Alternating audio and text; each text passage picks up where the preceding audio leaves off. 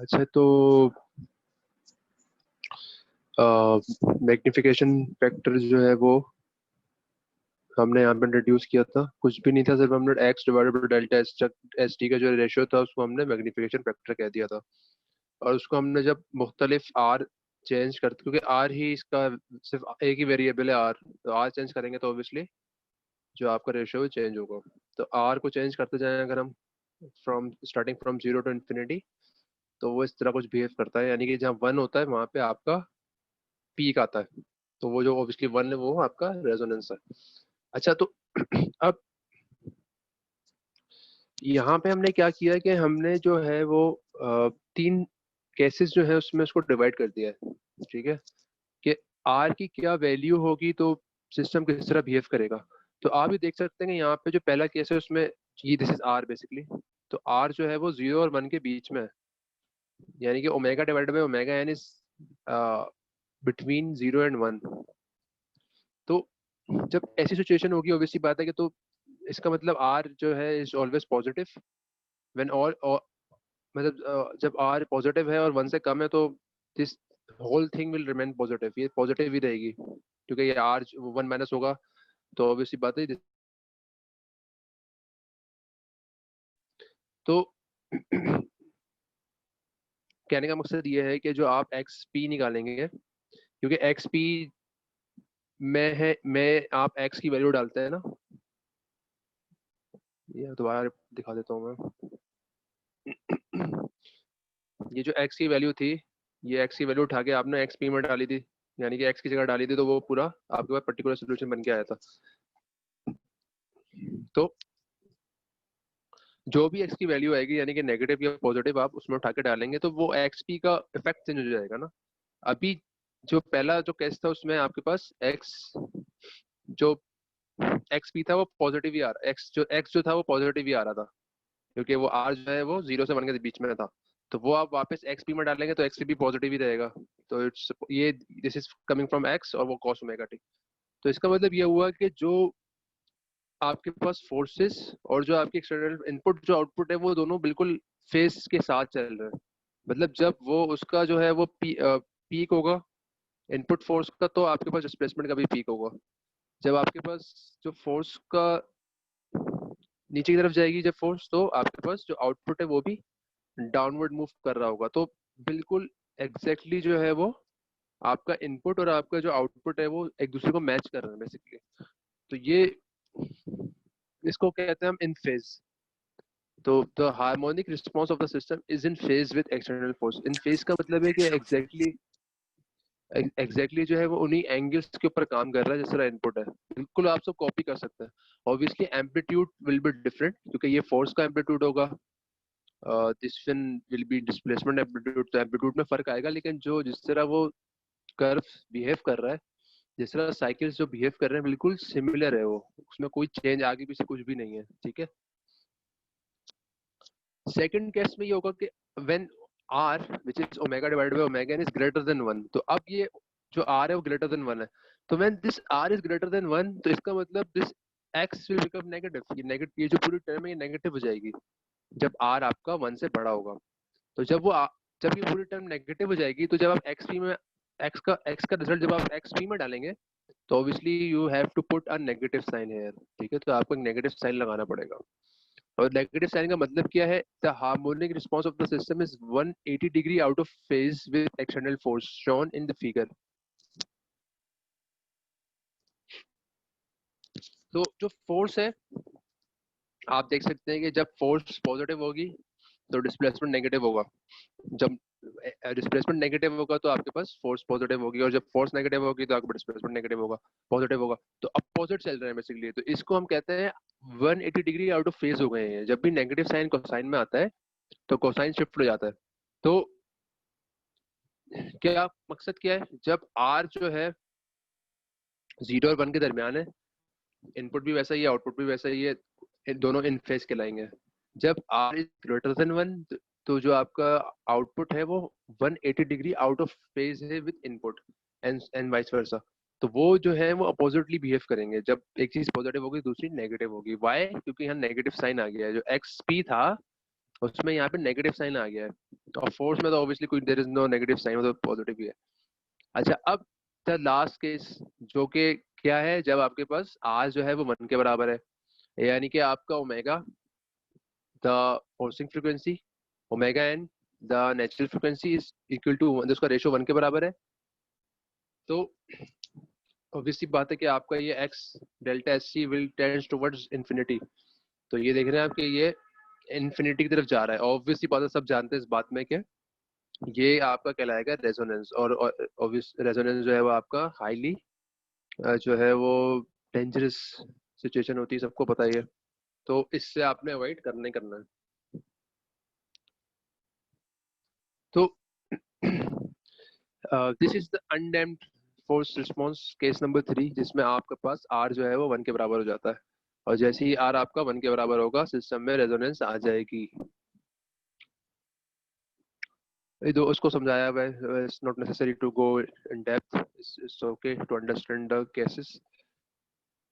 अच्छा, यहाँ पे कोई सवाल है तो काइंडली मुझसे पूछे, पर हम ये हमने एग्जाम्पल करनी है, और मैं समझाऊंगा कि एग्जाम्पल बहुत आसान चीजें हैं ये, लेकिन इसको समझना, इसको मैं वो बहुत ज्यादा इसमें जो है वो आपको न्यूमेरिकल्स मिलेंगे भी नहीं ना, तो उसी को रिपीट करें, मतलब समझना है, सारा काम समझने का है, तो समझ लेंगे तो मसला नहीं होगा। यही सारा इसमें, ये स्टैटिक्स डायनामिक्स तो है नहीं कि इसमें 50-60 सवाल आपको मिल जाए। तो एक रैंडम चीजें, मतलब कम सवाल होता है, तो उसमें आपको कॉन्सेप्ट समझना होता है।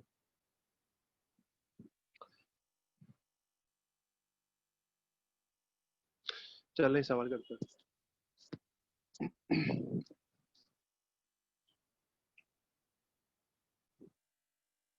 Samad, are you there? Can you please read the question? Yes, sir. A reciprocating pump weighing 150 pounds is mounted at the middle of the steel plate of thickness 0.5 inch, width 20 inch and length 100 inches, clamped along two edges as shown in the figure. During operation of the pump, the plate is subjected to a harmonic force of Ft is equal to 50 cos 62.832 T pounds. Find the amplitude of the force vibration of the plate. अच्छा जी, तो देखें, पहले तो इसको ये आखिरी sentence जिसको पहले पढ़ लेते हैं, कि वो कहता है कि find the amplitude of force vibration of the plate. याद रखें, जब भी आपने एम्पलीट्यूड निकालना है, आपने कैपिटल एक्स निकालना है, ठीक है? तो हमने क्या निकालना है? We are trying to find the capital x. और मैं दोबारा दिखा देता हूँ आपको, ताकि क्योंकि चीजें ज्यादा होती हैं समझ में, तो आपने बेसिकली ये निकालना है, we are just interested in finding this x, ठीक है? तो अगर मैं ये फॉर्मूला इस्तेमाल कर लूँ किसी तरीके से, और ये this x is the amplitude of the force vibration in displacement में obviously। तो सिर्फ ये आपने x निकालना है, कैपिटल x। जब भी एम्पलीट्यूड की बात हो, आपने कैपिटल x निकालना है। मैं डिस्प्लेसमेंट की एम्पलीट्यूड की बात कर रहा हूँ, फोर्स का एम्पलीट्यूड जो है वो एफ नॉट है। सही है, तो फॉर्मूला बताया आपको।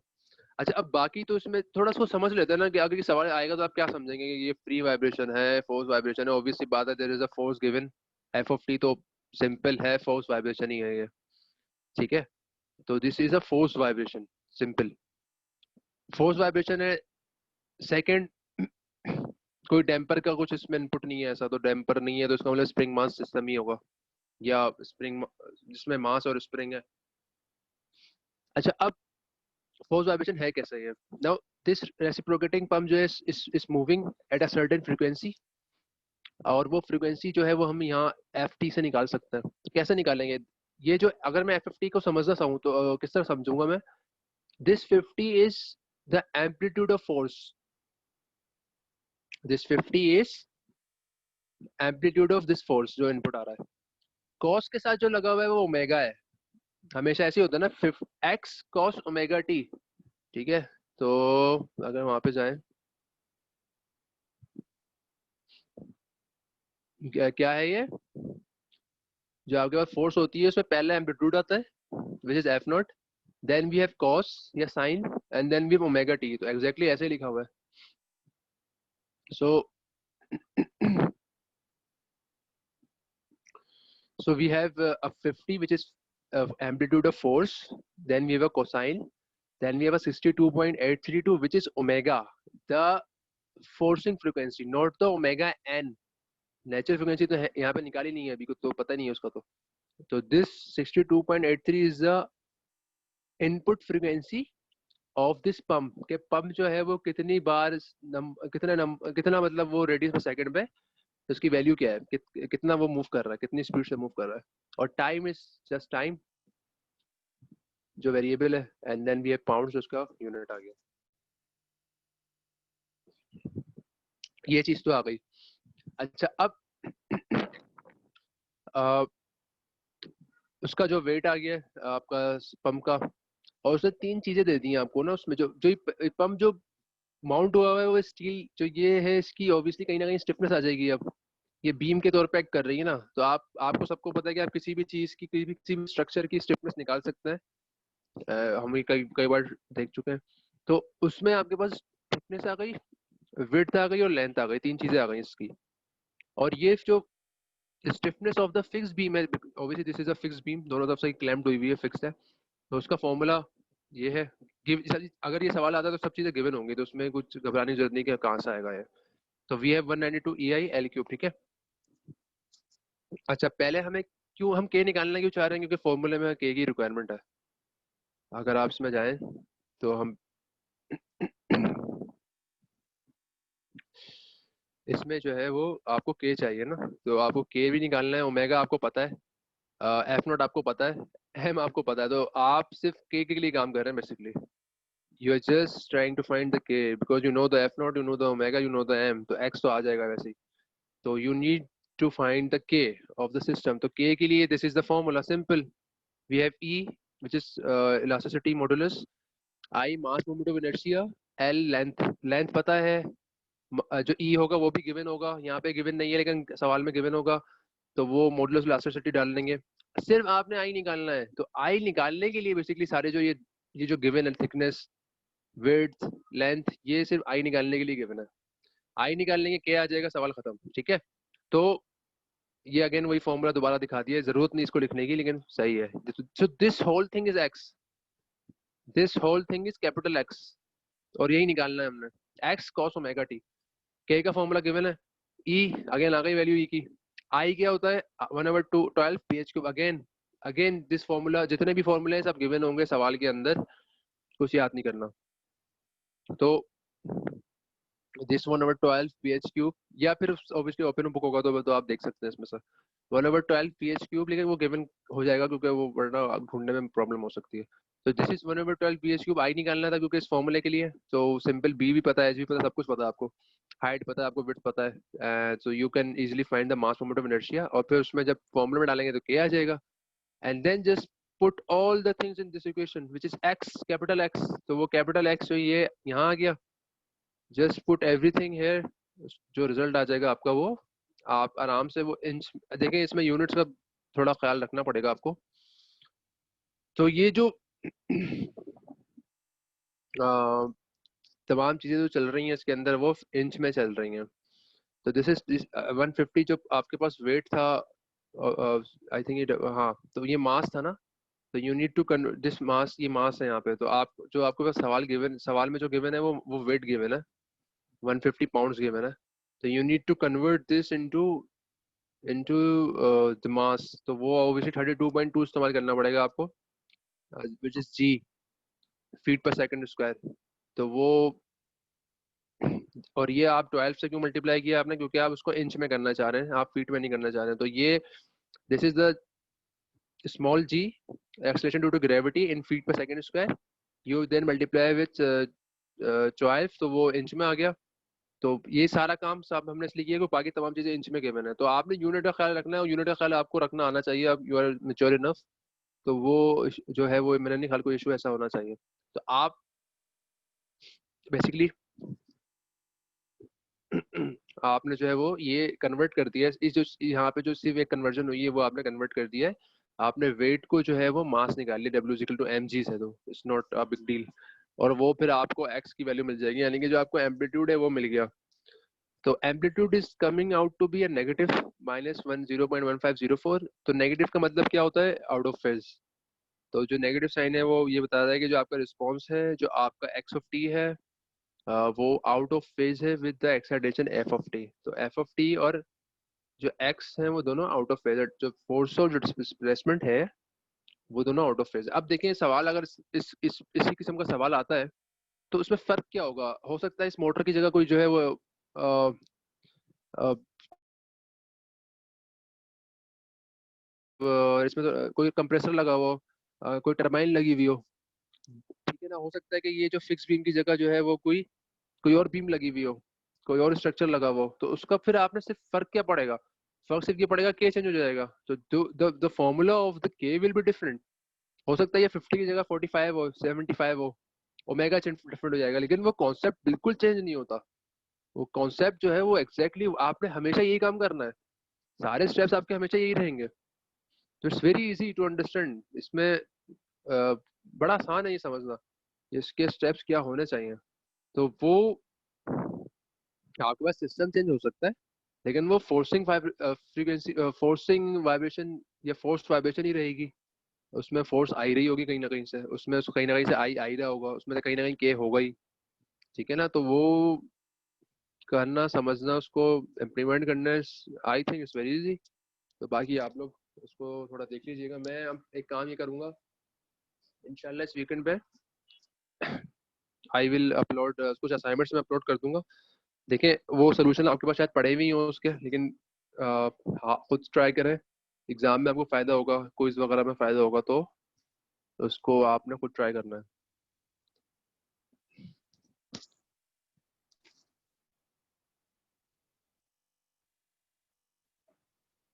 So any questions please you can ask. Sir एक सवाल है। जी सर ये कंफर्म है ना कि जो ऑनलाइन एग्जाम, जो फाइनल एग्जाम होगा वो ऑनलाइन होगा, कैंपस में नहीं होगा? थोड़ा सा वैसे तो मैं आउट हूँ, यूनिवर्सिटी से गया नहीं हूँ मैं, लेकिन आई होप सो कि मतलब मुझे तो लगता है कि ऐसे ही होना चाहिए, होगा या ऐसे ही। बट आई सर ये बस कंफर्म कर देना ताकि फिर तैयारी उसी तरह अकॉर्डिंगली हम लोग करें। मैं वैसे सर जिशान से एक बार पूछ लो, उनको ज्यादा थोड़ा आइडिया होगा। मैं अभी हूँ नहीं, मैं लिंक में ना, ऑब्वियसली मैं यूनिवर्सिटी जा नहीं सका ना पिछले हफ्ते, वरना तो चलो खुल गई ठीक थी है। university। तो किसी, या तो ठीक। मिस सफा से पूछ लो, मिस सफा से पूछ लो, वो क्योंकि अंडर ग्रेजुएट कोऑर्डिनेटर है ना, तो she will be the right person to answer. चलो ठीक है sir, thank you. Sir question है। जी सर ये बताएं कि ये जो जिस प्लेटफॉर्म के ऊपर ये पंप लगा हुआ है, अगर ये एक के अलावा कोई और चीज़ चेंज होती? सॉरी दोबारा, क्या चीज चेंज होती? सर अगर ये कैंटिलीवर बीम होती तो इसमें सॉल्यूशन में के अलावा कुछ और चेंज होता? नहीं, कुछ भी चेंज नहीं होता। के चेंज ओके होता सर। ऑब्वियसली, आप आई चेंज हो जाता है ना। आप अगर वो बीम ऐसी एज इट इज बीम होती रेक्टेंगुलर, तो फिर तो नहीं चेंज होता, लेकिन अगर आई सेक्शन होता तो, या कुछ और होता, सी समझ गया। सेक्शन होता, तो डिफरेंट हो जाता, बस ये होता फर्क। ठीक है sir, thank you.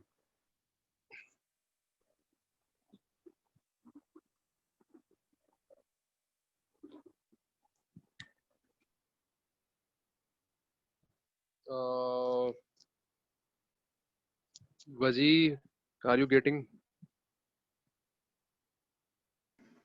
Ji sir. पक्की बात है? जी जी।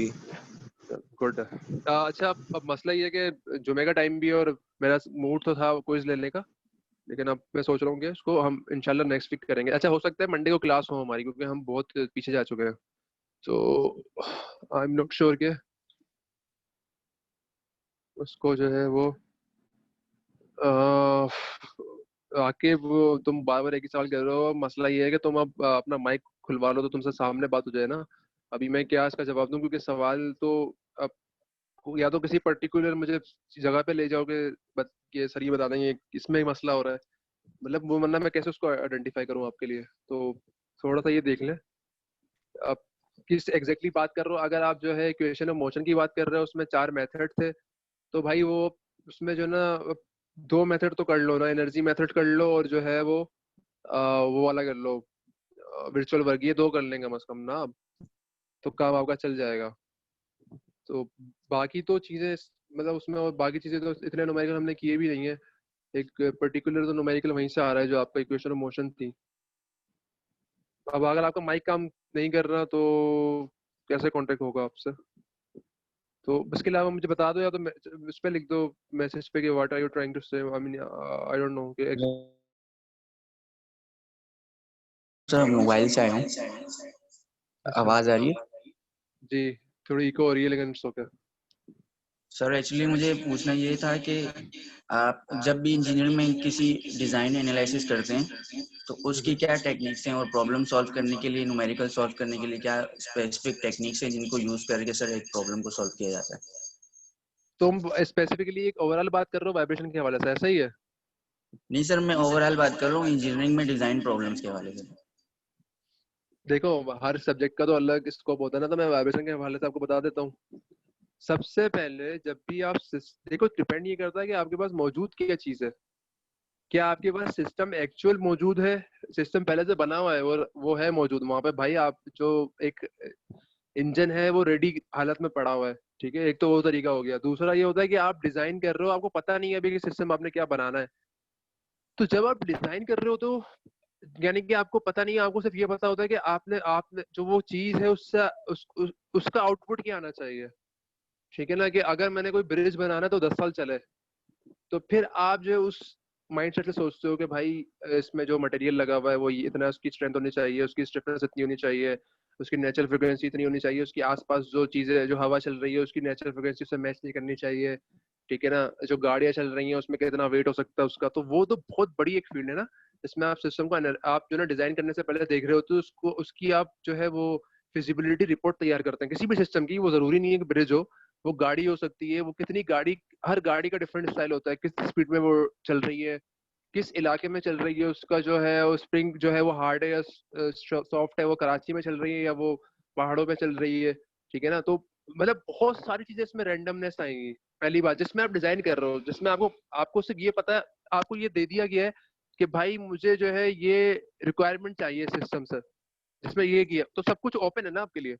अब तो आप मतलब कुछ भी कर लो, कोई भी मटेरियल लगा दो, तो उसमें फिर बहुत बड़ा एनालिसिस होता है, हर तरह का एनालिसिस होता है उसमें। स्ट्रेस एनालिसिस करोगे आप, अगर हीटिंग का मसला है तो हीट ट्रांसफर चेक करोगे, उसमें आप मटेरियल जो है वो टेस्ट चेक करोगे कौन सा मटेरियल इस्तेमाल करना है आपने।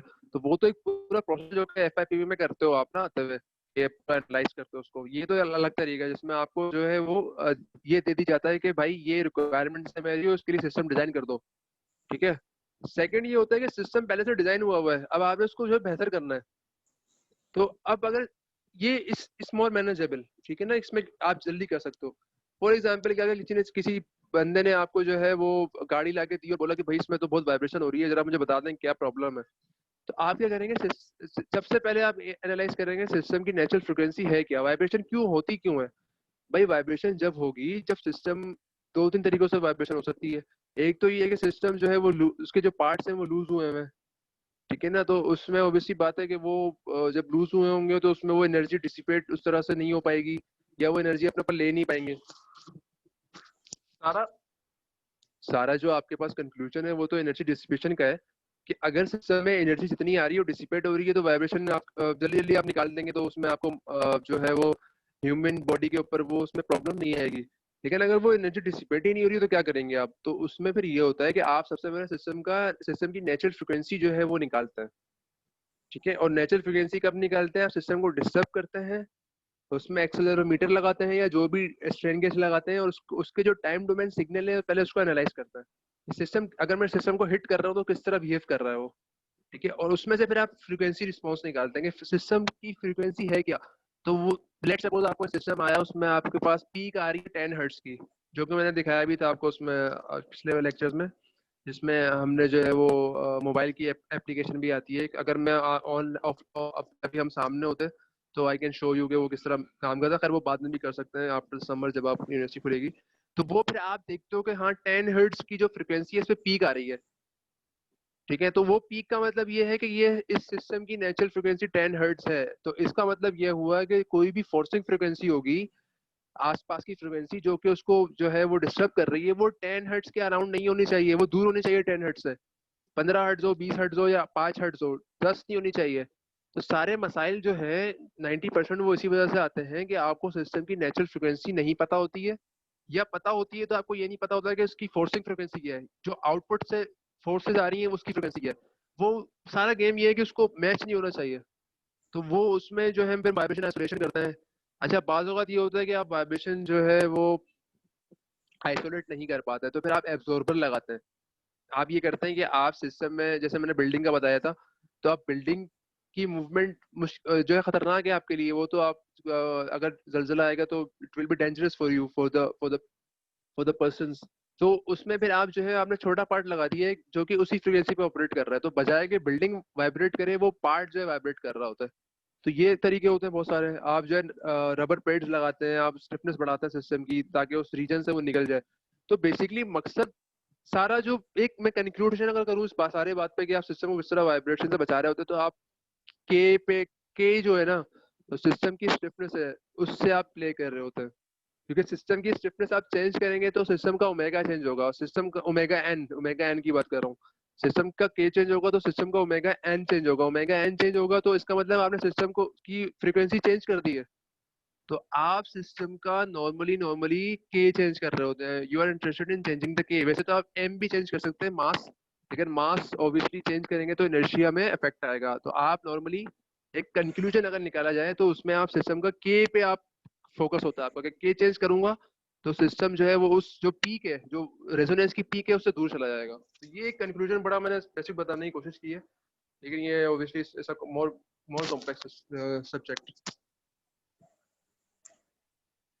सर ये बताइएगा कि एनसिस पे ये वाइब्रेशनल एनालिसिस हो सकता है? इट्स वेरी इजी, क्यों नहीं हो सकता। अगर मैं देखो, sir for example free vibration करना जी तो बहुत ही आसान है। Free vibration is the most easiest, क्योंकि उसमें तो आपको बाउंड्री कंडीशन ही नहीं देनी होती। कोई भी बीम बना दो उठा के और वहां पे उसमें ऑप्शन मिल जाएगा आपको, मुझे अभी याद नहीं है, लेकिन आप आराम से नेचुरल फ्रिक्वेंसी निकाल के दे देगा आपको, मूवमेंट भी दिखा देगा कि किस तरह बीम मूव कर रही है। कोई भी रेक्टेंगुलर बीम बनाओ, उसकी जो है मॉडल एनालिसिस कर लो। Modal analysis basically frequency free response. तो आप उसको फ्री रिस्पांस आप निकाल लें, उसकी तमाम फ्रीक्वेंसीज आपके सामने आ जाएंगी, किस तरह वो बिहेव कर रहा है, उसका मोड शेप क्या है। अभी हम मोड शेप आगे चीजें पढ़नी है, अभी थोड़ी सी हमने ना थोड़ा लेट हो गए हम, लेकिन ऑब्वियसली वो समर भी है तो बहुत फास्ट जा रहा होता है। तो वो फिर आप मोड शेप्स का मतलब है किस किस किस शेप में चेंज हो रही है ना आपकी बीम वगैरह है, जो भी है आपका जो पार्ट है। तो एंसिस में वेरी इजी। और ये जो काम जो हम कर रहे हैं ये तो करने की जरूरत भी नहीं है एंसिस में, ये तो एंसिस में थोड़ी करने की जरूरत है। तो आप वैसे ही एनालिटिकल कर सकते हैं, कोई इसमें इतना बड़ा रॉकेट साइंस नहीं है। हाँ, फ्री वाइब्रेशन आप कर सकते हैं एंसिस में, वो कर लें आप। Okay sir, thank you. Okay, sure. चलें, any more questions? So guys be ready, जो ना हमें हो सकता है कि एक्स्ट्रा क्लासेस लेनी पड़े अगली नेक्स्ट वीक, उसके बाद भी आई थिंक 2 कम से कम एक्स्ट्रा क्लासेस तो लेनी ही पड़ेंगी। तो मंडे को रेडी रहे, हो सकता है मंडे को क्लास ले लूँ मैं। तो फिर हमें 4 दिन लगातार ही पढ़ना पड़ेगा बेसिकली, ठीक है। तो थोड़ा सा आप लोगों को थोड़ी सी स्ट्रगल करनी पड़ेगी, बट लेट्स सी उसमें। और क्विज के लिए रेडी रहे। क्विज मेरा आज था मूड लेने का, लेकिन मुझे लग रहा है आप, क्योंकि टाइम ऑब्वियसली जुम्मे का टाइम था और इतना आपके पास वक्त हमें बचा भी नहीं क्योंकि हम पीछे चल रहे हैं। तो बाकी मैं असाइनमेंट कुछ अपलोड, कुछ सोल्यूशन वगैरह, कुछ सवाल मैं अपलोड कर दूंगा, उसको सोल्यूशन उसको सॉल्व करें, खुद से सॉल्व करें, तो फायदा होगा आपको एग्जाम वगैरह में। तो बस ये कुछ बात।